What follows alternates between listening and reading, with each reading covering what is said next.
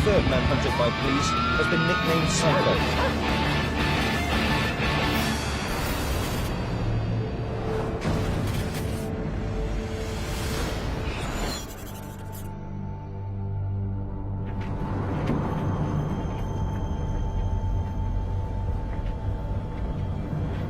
I was 19 when I was arrested. When I was a young lad, my life was fairly ordinary. I started developing an anger problem in my mid to late teens. I think it's true to say that I was a very reckless and dangerous person. When I was a student in Leeds, I was robbed on the street, so I planned revenge.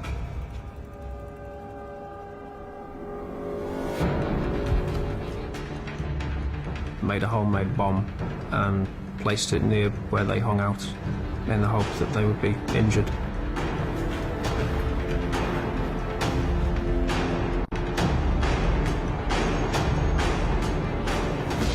Police! Get down! The police found the device and defused it, thankfully. Search of the house found numerous weapons and bomb-making equipment. My life as I knew it was over.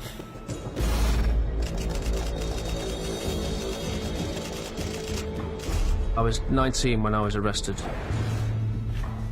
A life sentence could mean dying in custody. The only real way out was to escape.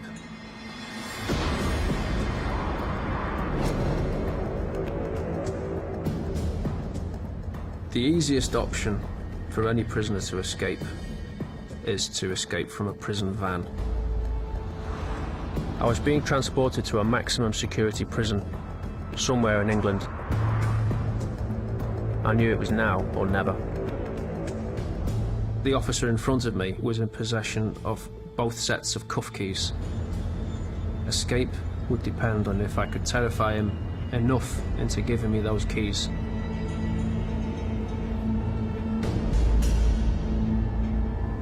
I previously concealed a hypodermic needle.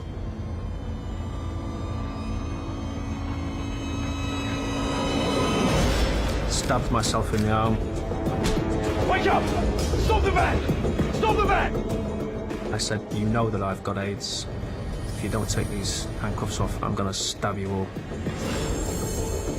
I didn't have AIDS, but he took one look at the blood and the needle, told the driver, and then we raced to the police station, which I knew was the procedure.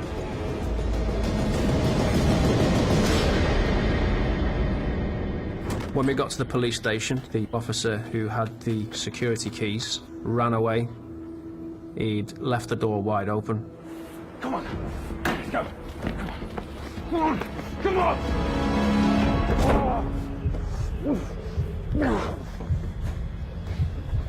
I knew that at that point I wasn't really going anywhere.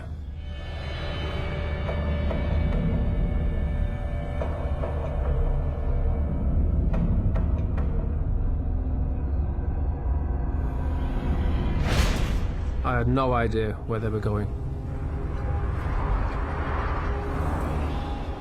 The further south I drove, I realised that there was only one prison it could be. Parkhurst has got a very bad reputation. It's a violent place. It's accepted people convicted of murder, serial killing, terrorism-related offences.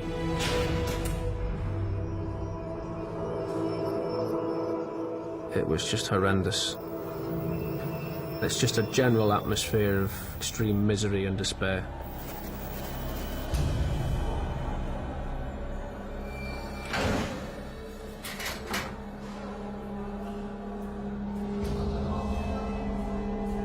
Straight away, I started to scout around the prison, looking for a way out.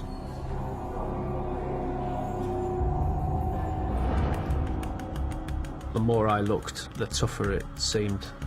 I had to get past the guards, the cameras, over a 20-foot steel fence with razor wire, then over a 24-foot wall, with a special grapple-proof dome built onto the top.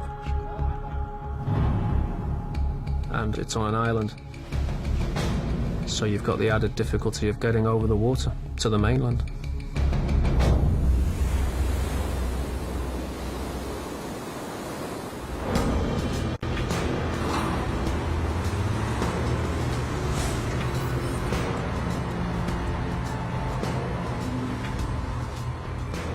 The only chink in the armour of Parkhurst was that they were having building renovation work done. Outside my window there'd be lorries and diggers driving up and down day by day inside the prison itself. If I could find a way to take a vehicle as it was leaving, then that could be my ticket out.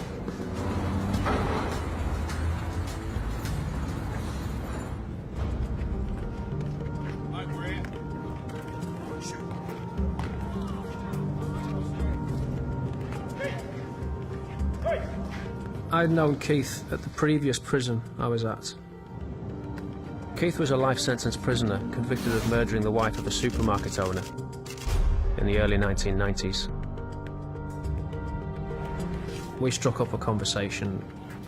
Keith began to mention the possibility of escaping from Parkhurst.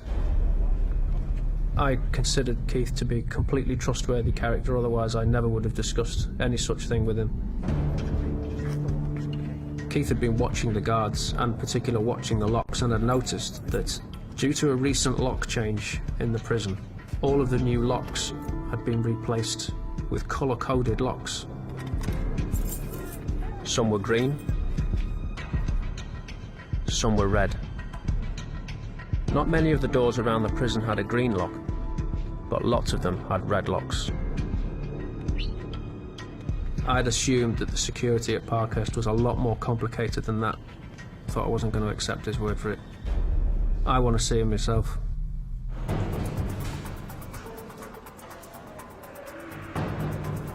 I spent a day or two walking round.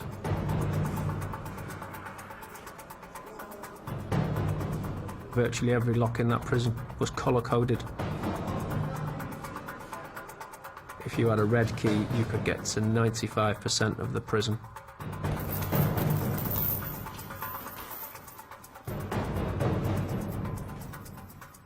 If you had a red key, you could walk into the vehicle compound. If I can get into one of those lorries, I can get out of this jail.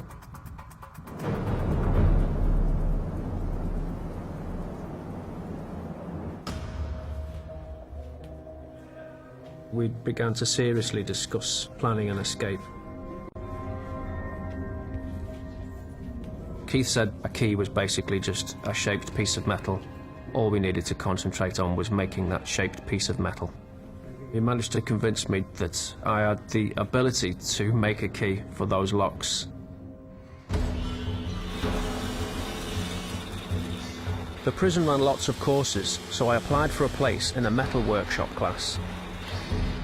We were watched by the guards all the time, so I had to be careful. But the workshop gave me access to what I needed to make the key.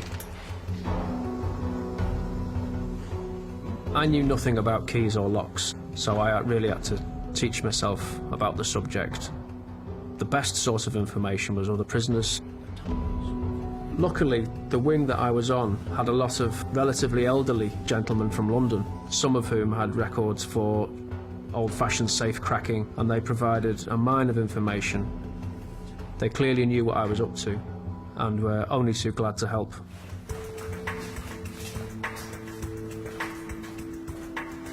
In the music room, they had a door with a red lock. Getting a visual picture of how that lock works was the first big challenge for me. I would stare at it for hours at a time.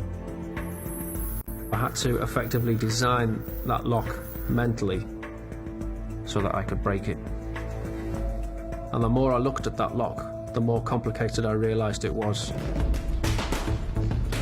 But some of that information I needed came from prison officers inadvertently.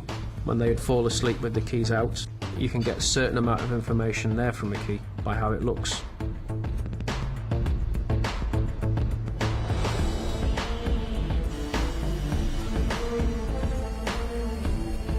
The rough shapes of the metal were relatively easy to cut out using the proper tools in the workshop, but to cut the finer detail into a key can take many hours, and you can't do that in a workshop because somebody will see what you're doing.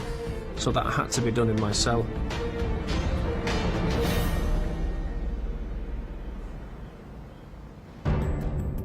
I was extremely nervous every time I took that key out. There's no excuse that you can have to have a copy of a key in prison. That's big trouble. It's a very laborious task. I was worried about making too much noise as well. It's a very distinctive sound.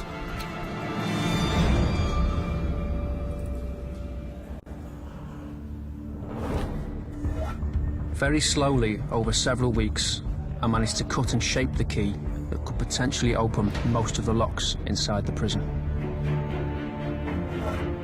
The problem was, you only have to get one of those patterns slightly wrong and the key won't work.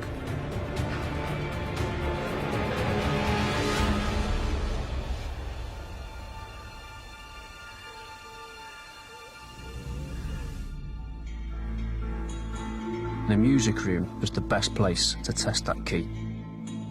Right, who fancies a cup of tea? Oh yeah, that'd be lovely. People would come and go into the music room during a class, but during tea breaks and so on, the staff and prisoners would wander off.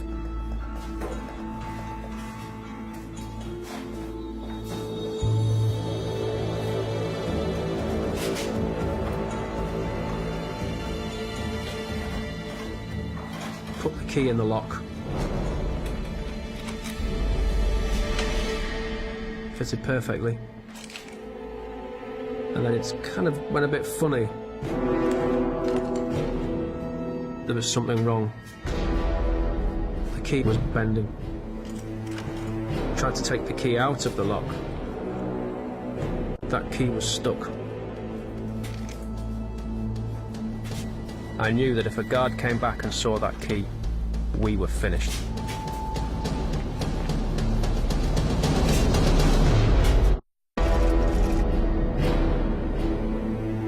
I was trying to break out of prison using a handmade key, but it was stuck. There were members of staff coming in and out of the room, and all of the time there was a half-made key stuck in that lock, with me sat there next to it. Just felt like I was there for about 1,000 years, just waiting for people to go away.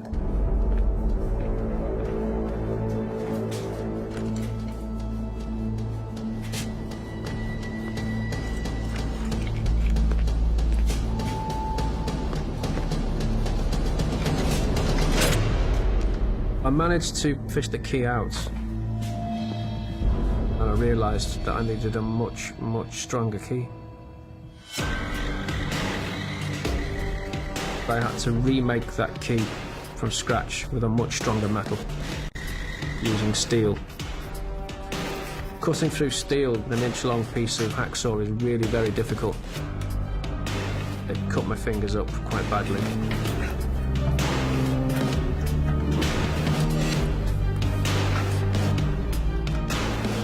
So I had to just do it very slowly over a period of a week or so.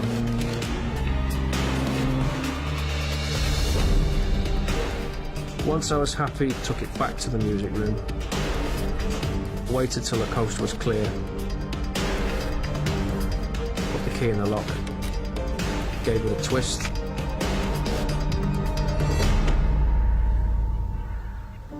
I felt pretty elated. The entire prison was open. We could go anywhere we wanted.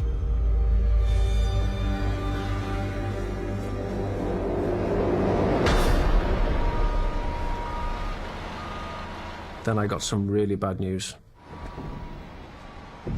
The rumour was 2 prisoners had been caught planning to steal a digger or a lorry and escape via the building compound, exactly the same way as we were planning to. All of the security was upgraded. I thought, that's it, we're not going to get out of this jail.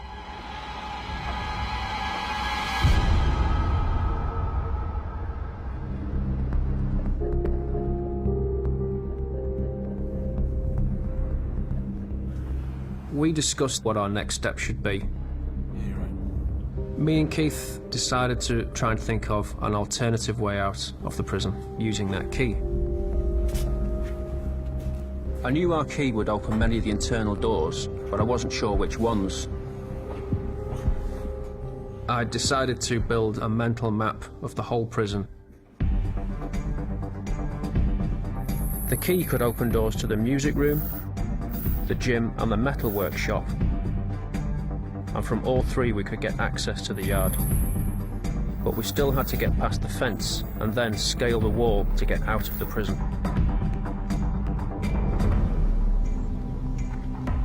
Ultimately, we needed to get over a 20-foot steel fence with razor wire, and then a 24-foot concrete wall with a special grapple-proof dome built onto the top.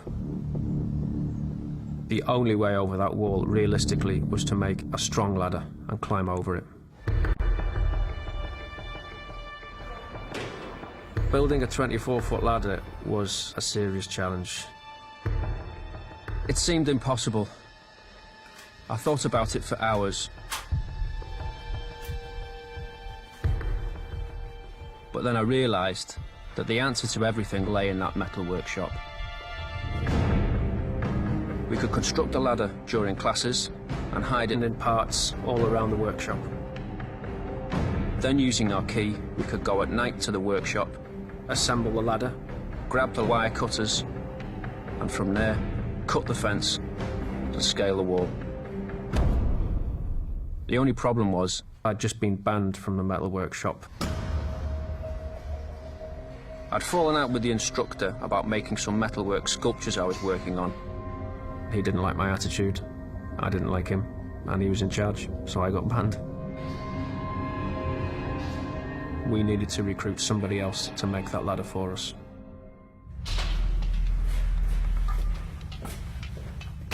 Only one man fitted the bill of being reliable and willing to escape, and that was Andy Roger. Andy was serving life for killing a security guard. He could be there for 20 years, and he was determined to escape.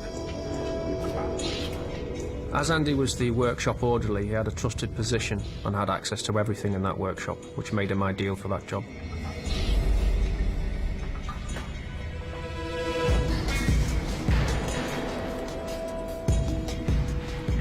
Staff assumed that Andy was just simply working away at various prison contraptions that were needed.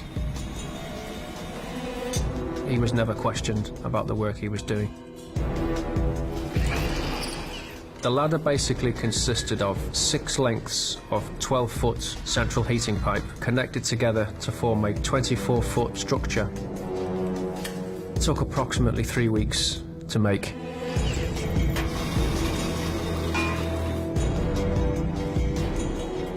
It was hidden in parts all around the workshop. The plan was to assemble the ladder on the night.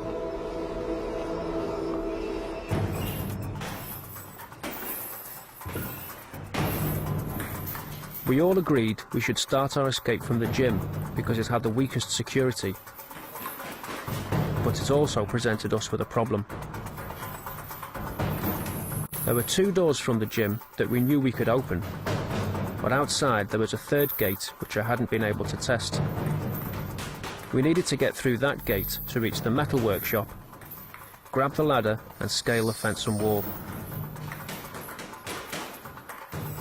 Despite not knowing if the 3rd gate would open, we all agreed going from the gym was our best bet.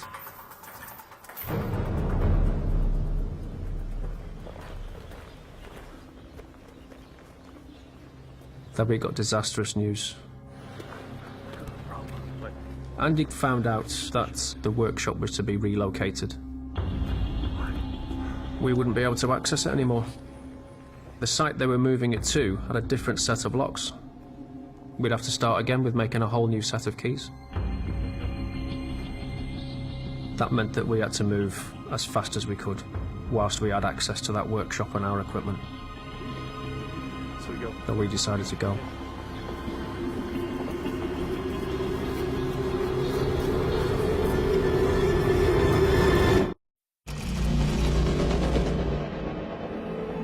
time had come for us to escape.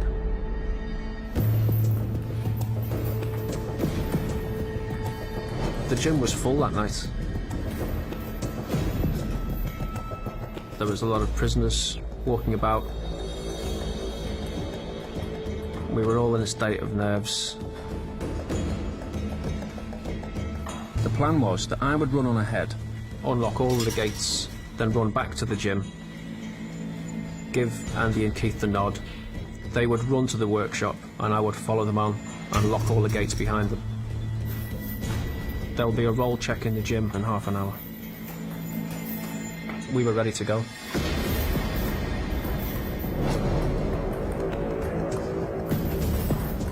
After I'd checked that the coast was clear, I put in the key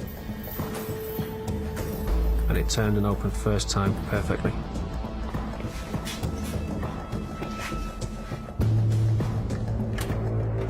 The key worked on the gate behind it too. So far, so good. I then ran towards the third gate. Our entire escape really depended on whether we were going to get through that gate or not. Without access to the exercise yard, we would never get to the workshop.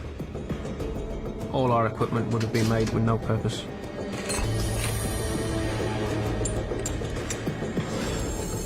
It wouldn't turn.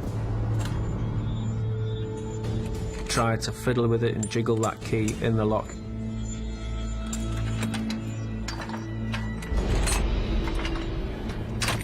Finally, the key worked. I ran back to the gym.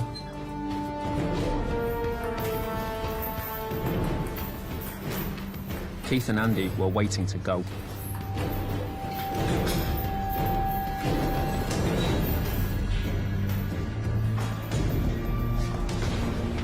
We had 25 minutes to make that ladder, cut a hole in the fence and climb over that wall.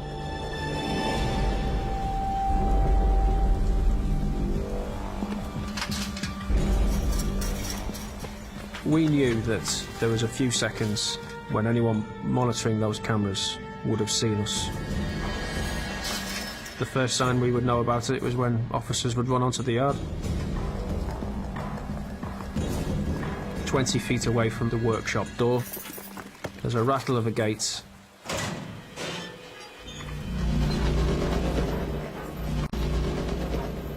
Out comes an officer with a drug dog. The drug dog runs right in front of me, no more than about 20 feet away.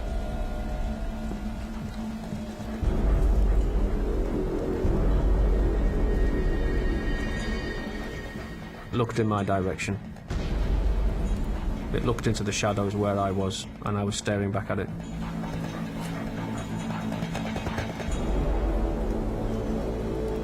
And I thought, that's it, we're caught. That's it, it's over.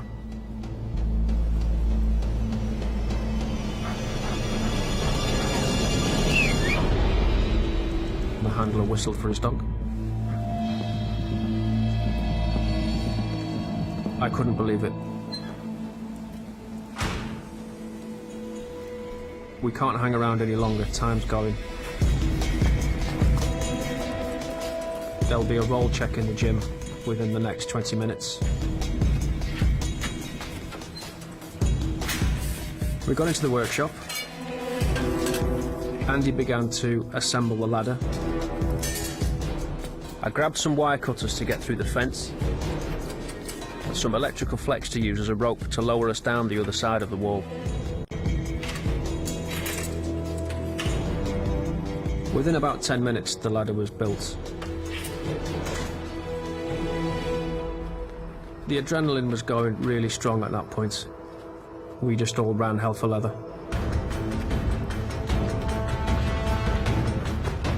The next job is to hit that fence, cut through it as fast as we could, and get that ladder up against the wall.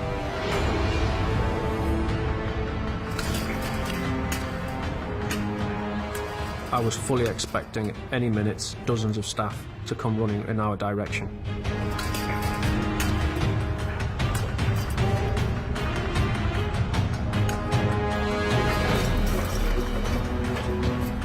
We were now facing the last barrier that prison had to offer. The war.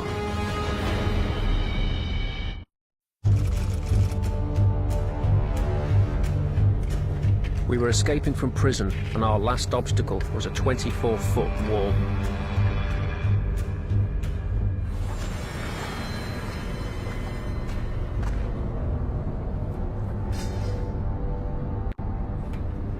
I was almost sick with worry. We didn't know how much weight that ladder was going to take.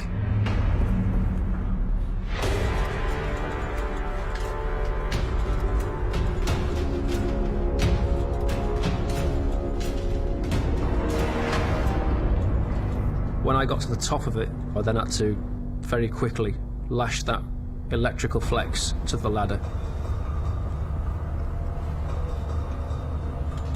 whilst Andy climbed up. I prepared to go down the other side.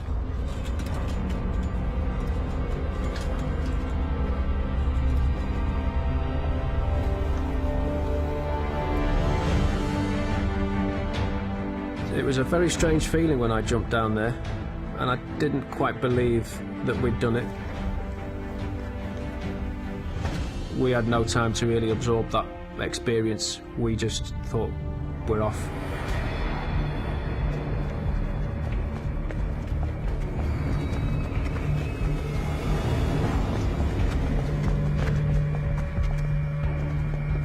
The next stage was obviously getting off the island.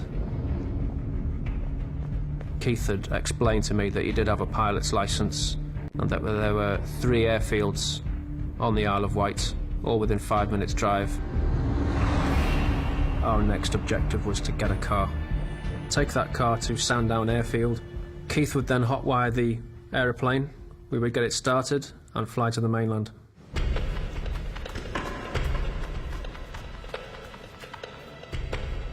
By this time, it's around about 5 to 7 at night. We knew that at 7 o'clock there'd be a roll call, so we had at most 5 minutes before staff would start to suspect that we were missing from the prison. Keith was very good at thinking on his feet and said, let's get a taxi. And at first I thought that was an absolutely balmy idea, until Keith explained. He says, well, we're just ordinary people walking down the street. We had some money on us, which we'd also smuggled into the prison.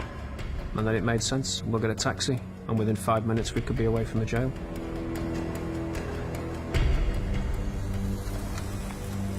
We picked up a taxi almost immediately.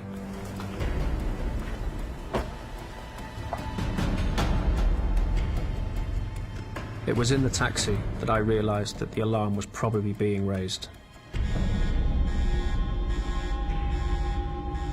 I received news of the breakout very shortly after 8 o'clock in the evening.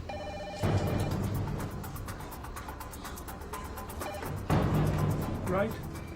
I was fully aware that any escapee from Parkhurst was likely to be a very, very dangerous individual. 3 of them together, incredibly dangerous. I gave immediate instructions to mobilize 250 officers to make a systematic search of the island, to man the ferry ports on the mainland, to place a ring of steel around the island to prevent the prisoners leaving. The Isle of Wight becomes a mini Alcatraz. They can escape from the prison, but they're contained on an island.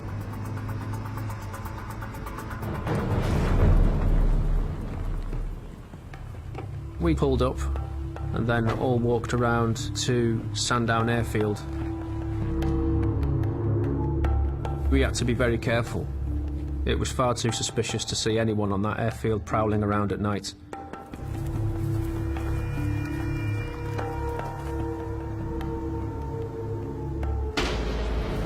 Keith opened up the cockpit, started performing some checks on the airplane. What's taking so long? There was no battery in the plane. He said, I'm sorry lads, we'll have to try another one.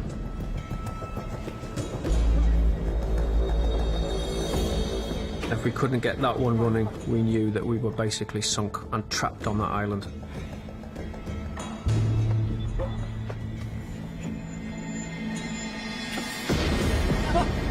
Yes, yes. The dashboard immediately lit up. My heart leapt, and I thought, fantastic, let's get that in the air. Unfortunately, Keith said that that was just a built-in mechanism to check the plane. We still had to turn it on the way you would turn on a car engine. Good. And this is where we hit problems. The lock was far too complicated. At this point, I started to panic. My heart sunk because I knew we weren't leaving the island anytime soon.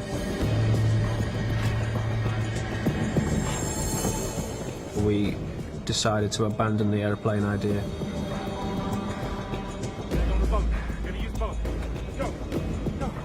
I was absolutely gutted that we had to leave that airplane standing in a field.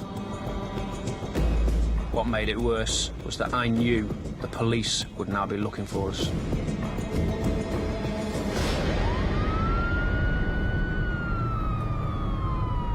When I heard about the escape, they issued a code word. When you receive that code phrase, you immediately go to the nearest police station. We basically had a very quick briefing on the hoof. My initial reaction was, these blokes have got to be caught. Highly dangerous. When you know they're in for murder, you know they've got nothing to lose. 45-year-old Keith Rose had threatened revenge. Andy Roger was serving life after bludgeoning to death a The third man being hunted by police has been nicknamed Psycho.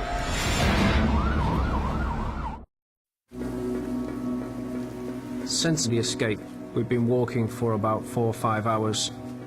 We hadn't had anything to eat or drink for maybe 12 hours. We were just absolutely shattered.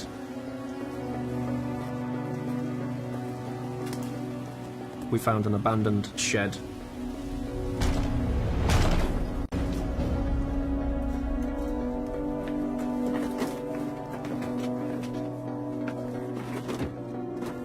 That night was absolutely freezing cold, and there wasn't really that much shelter except a large sheet of plastic. The wind was blowing through the gaps in the wood, and we just shivered all night.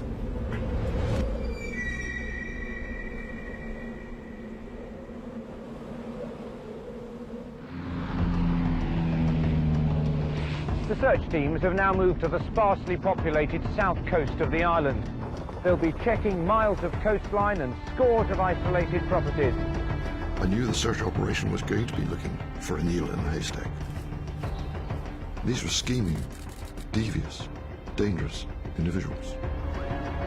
My concerns were these 3 people could take hostages and hold up.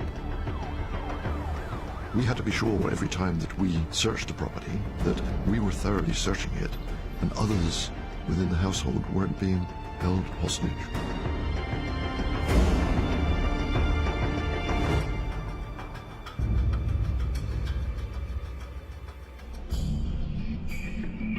One of the pieces of kit that I'd taken with me was a shaving kit. Keith cut off his beard.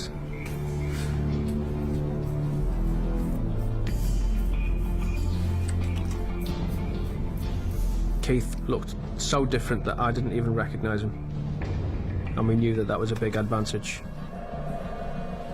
That enabled him to go out and buy provisions from the local shops. I thought if Keith was captured, it wouldn't take long for them to start searching nearby and quickly find us.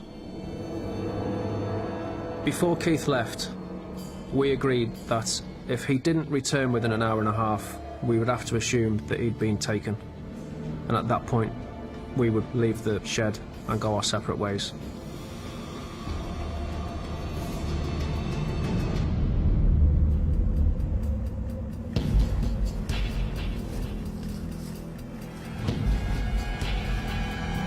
There are quite a few isolated houses and dwellings in the countryside around the prison. There was one isolated house where an alarm had gone off. In the back of your mind, you're always thinking, are they in there? Sitting in that shed was absolutely horrible. I was worried the police might find us at any time. That was my worst nightmare.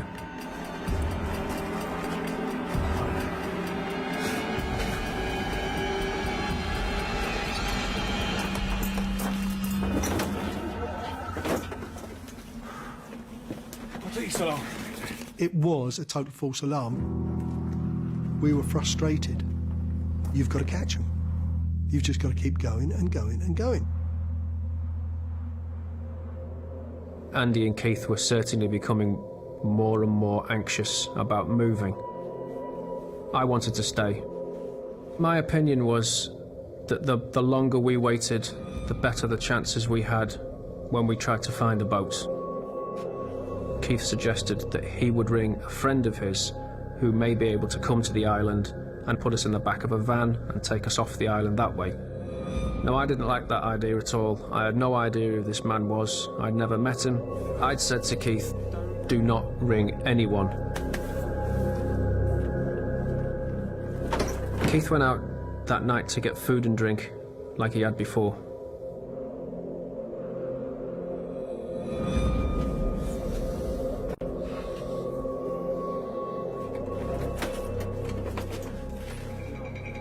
And when he returned, he told us that he had phoned his friend.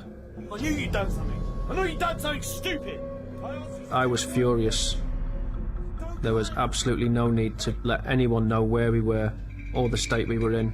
We're sitting ducks if we stay here. I decided we needed to leave that shed straight away, get a boat from the marina, and get off this island. Now.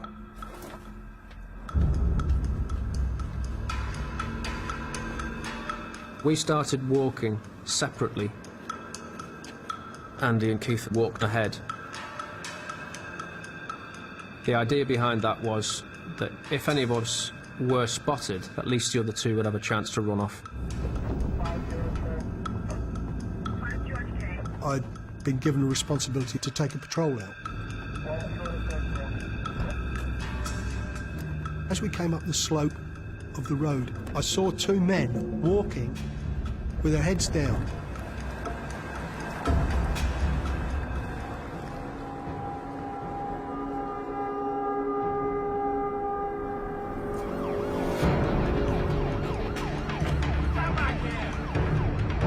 I decided to go it alone. Whatever was going to happen now, Andy and Keith were on their own.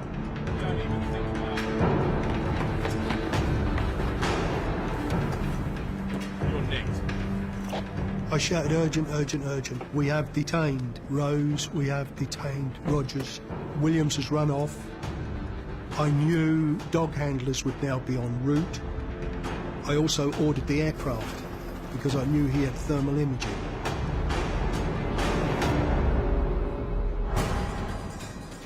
I was concentrating on running as fast as I could, for as long as I could. That was the only thing that was going through my head. Keep going. They haven't got you yet. Keep going.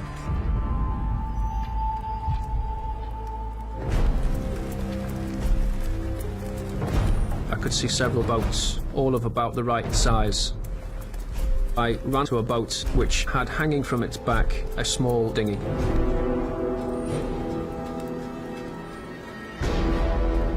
I could see torches coming. It was only a matter of minutes before the police tracked me down.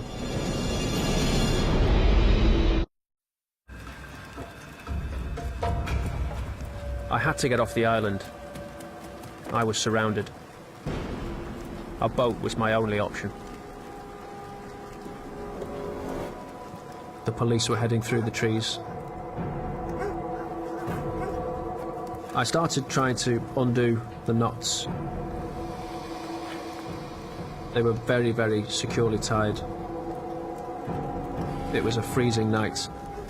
My hands were frozen and the ropes were frozen, and I just couldn't get my fingers inside these knots to undo them.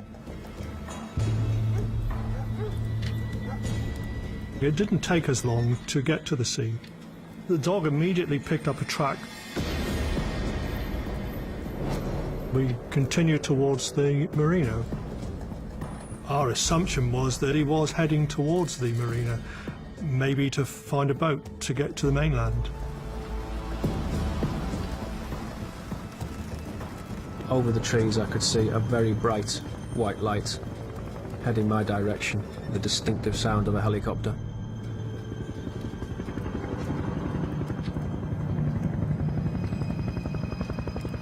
The big problem with a helicopter was its thermal camera, which means that it can see the body heat, that it can spot you under any kind of hiding.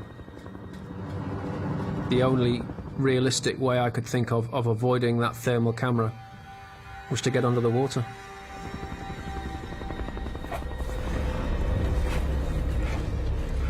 The water was absolutely freezing. It was a physical shock. My hope at that point was that the helicopter would sweep over the area, and if it didn't spot anything, it would carry on further up the coast. At that point, I could climb out of the water and double back the way I'd come. I kept my fingers crossed that helicopter was going to move on.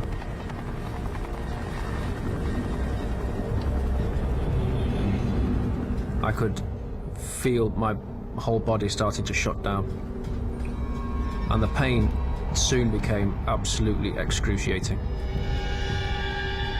I started to actually lose my senses. My hearing started to go.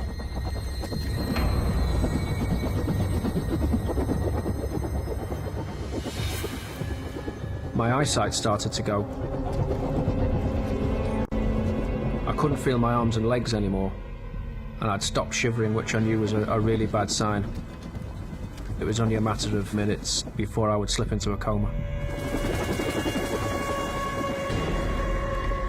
That helicopter was gone, so I pulled myself up onto the jetty. And I'd hoped that my body was so cold that it might not actually register on a thermal camera, so it still gave me a bit of hope that I could get away from them. My hearing was almost gone. All I could hear was a kind of very high-pitched whine. All I could see was a very short space in front of me. Suddenly, a colleague who I was with saw someone move. Stop! Hey, stop! Hey, you there, stop! As we got close to him, he jumped in the water. Hey, stop! Get out of there! What are you doing? We both stood on the bank shouting at him to get out, but he wasn't going to. Come back here! I jumped in after him. I pushed him against the jetty. I can distinctly remember him turning and looking at me.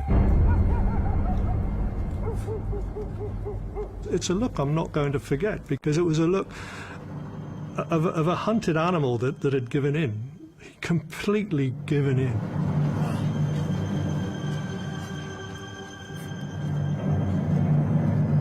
At that point, I didn't have any choice. I was just captured.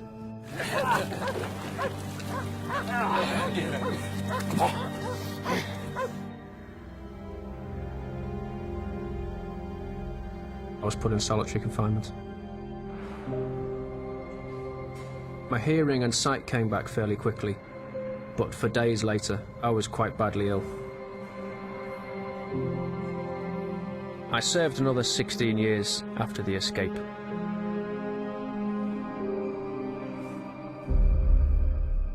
Despite everything that had happened, I was still determined to try again.